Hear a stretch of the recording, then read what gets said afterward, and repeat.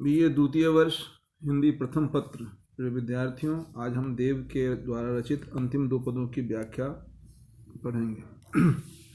पद संख्या 19। धार में धाय धसी निर्धार हुए, जाय फंसी उक सी न अंधेरी। री अंगराय गिरी गहरी, गही फेर फिरे न घिरी नहीं घेरी। देव कछु अपनो वसुना, रस लालच लाल चितय भई चेरी। बेग ही बूढ़ गई पखियाँ, अखियाँ मधु की मखियाँ भई मेरी। यह प्रसंग जो है, इसमें देव ने किसी गोपिका का श्री कृष्ण की रूप माधुरी के प्रति अत्यधिक आसक्ति होकर अपनी सखी से अपनी व्यवस्था का वर्णन करती हुई कहती है।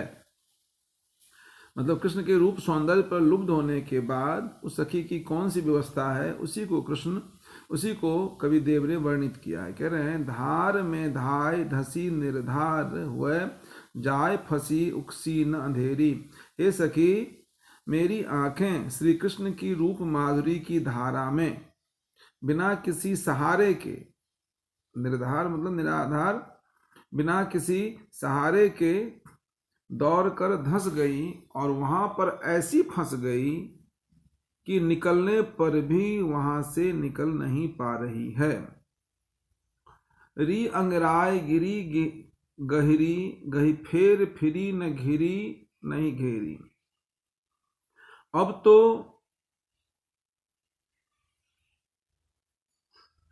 वे एकदम सांवले रंग के अंधेरे में डूब गई है, अर्थात कृष्ण के प्रेम में ऐसी सराबोर हो गई है जो निकलने का नाम ही नहीं ले रही है। और फिर कह रहे हैं, अरे हाँ, ये मेरी आंखें इतनी गहरी जा गिरी है कि पर कर फेरने पर भी ये नहीं फिरी, अर्थात रूप माधुरी का सौंदर्य पान करने के बाद वापस नहीं लौट सकी है। री अंगराय गिरी गिहरी, गही फेर फिरी न घिरी नहीं घेरी। कह रहे हैं, ये सखी अंगराई लेकर ये मेरी आंखें इतनी गहरी जा गिरी कि पकड़कर फेरने पर भी ये नहीं फिरी, अर्थात उनके रूप सौंदर्य में इतनी आसक्त हो गई है कि वापस नहीं लौट सकी। कह रहे हैं इसमें, मैंने इन्हें घेर कर पकड़ने का काफी प्रयत्न किया, परंतु वे घेरने पर भी नहीं घिर सकी। फिर कह रहे हैं, देव कछु अपनो वसुना, रस लालच लाल चितय भई चेरी। महाकवि देव कहते हैं कि रूपासक्त गोपिका या नायिका कहती है कि हमारा तो अब कोई वश नहीं चलता। ये आंखें लाल का अर्थ कृष्ण के अर्थ में, ये आंखें तो श्री कृष्ण के रूप रस की लालची बनी हुई है और उन्हें देखते ही ये उनकी दासी बन जाती है।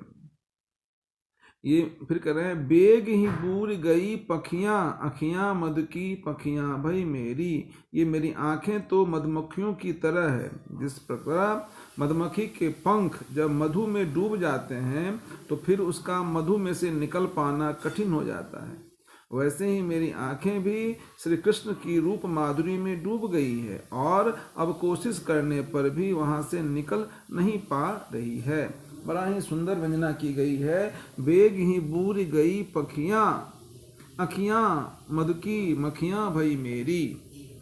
इसमें नायिका या किसी गोपिका ने अपनी आंखों की व्यवस्था का वर्णन तथा अपनी प्रेमासक्ति को व्यक्त किया है, जिसे देव ने पंक्तियों में आबद्ध किया है।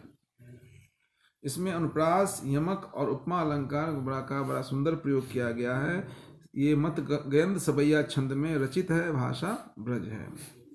अब अंतिम पद है, औचक अगाध सिंधु स्याही तो उमरी आयो, तामे तीनों लोक बूढ़ गए एक संग में। कारे कारे आखर लिखे जु कारे कागर, सुन्यारे करी बाँचे कौन जाते चित्त भंग में। आखिन में तिमिर अमावस को रैन जिमी, जम्बु रस बुंद जमुना तरंग में। यों ही मन मेरो काम कोन रहियो माई, श्याम रंग वह करी समानो श्याम रंग में। इसमें भी इस प्रसंग में भी कवि देव ने नायिका की विचित्र मनोदशा का चित्रण किया है। वह नायिका अपने मन को श्याम के रंग में डूबी हुई मानती है। वह अपनी मन स्थिति का चित्रण करते हुए कहती है, जो पंक्ति है, औचक अगाध सिंधु स्याही को उमर आयो। हे सखी, प्रियतम श्री कृष्ण के श्याम रंग में डूबने पर मुझे ऐसा लगा कि अचानक ही स्याही का सा काला अगाध सागर उमर आया हो और उस तामे तीनों लोक बूढ़ गए एक संग में, और उस अपार सागर में तीनों लोक एक साथ डूब गए हों। फिर कह रहे हैं, उस कारे कारे आखर लिखे जो कारे कागर, सुन्यायो करी बाँचे कौन जाचे चित्त भंग में।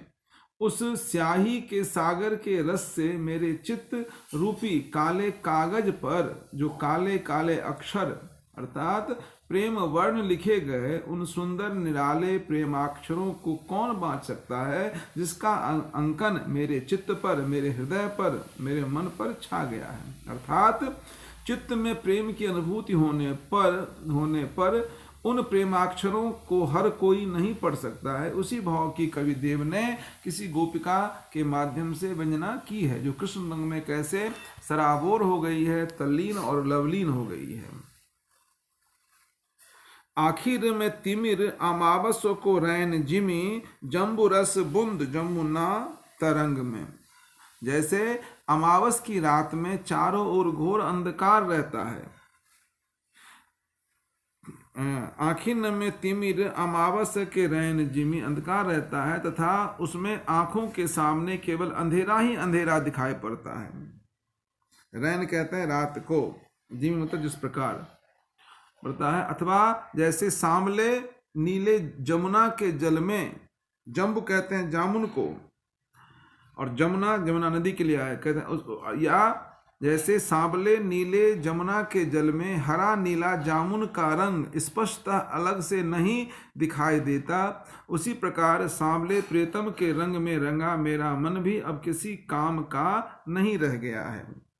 इसमें आखिर में तिमिर अमावस को रैन जिमी, जम्बू रस बुंद जमुना तरंग में। इसमें जामुन के रंग और जमुना के पानी के रंग की तुलना की गई है। यूं ही मन मेरो काम को न रहियो माई, श्याम रंग हुआ करी सामान्यो श्याम रंग में। अब कह रहे हैं, जिस प्रकार से सांवले नीले जमुना के जल से हरा नीला जामुन का रस स्पष्टता अलग से नहीं दिखाई देता, उसी प्रकार सांवले प्रियतम कृष्ण के रंग में रंगा मेरा मन भी अब किसी काम का नहीं रह गया है। अब तो मेरा मन सांवला रंग प्रियतम के श्याम रंग से एकाकार हो गया है और वह प्रियतम के प्रेम रंग में एकदम घुल मिल गया है।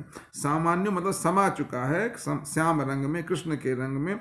श्याम रंग हुआ कृष्ण, काले रंग, इसमें दो अक्षर हैं श्याम के, एक काले वर्ण के लिए, एक कृष्ण के लिए आया है। अर्थात मेरा मन का सांवला रंग प्रियतम के श्याम रंग से एकाकार हो गया है और वह एकदम घुल मिल गया है। इसमें कवि देव ने किसी नायिका या किसी गोपिका की प्रेमानुभूति का बड़ा ही सुंदर सरस चित्रण किया है। अमावस के अंधकार और जमुना के जल की कालिमा में जैसे अभेद या एकता रहती है, वही अभेद नायिका अपने प्रेमी मन और प्रियतम कृष्ण के मध्य मान रही है। इसलिए उसके चित्त को काला बताकर उस पर श्याम काले प्रेम वर्ण अंकित बताए गए हैं। इसमें अनुप्रास, उपमा, उत्प्रेक्षा का बड़ा सुंदर कवि देव ने प्रयोग किया है। कवित्व छंद की गेयता और नाद सौंदर्य और वर्णनीय है।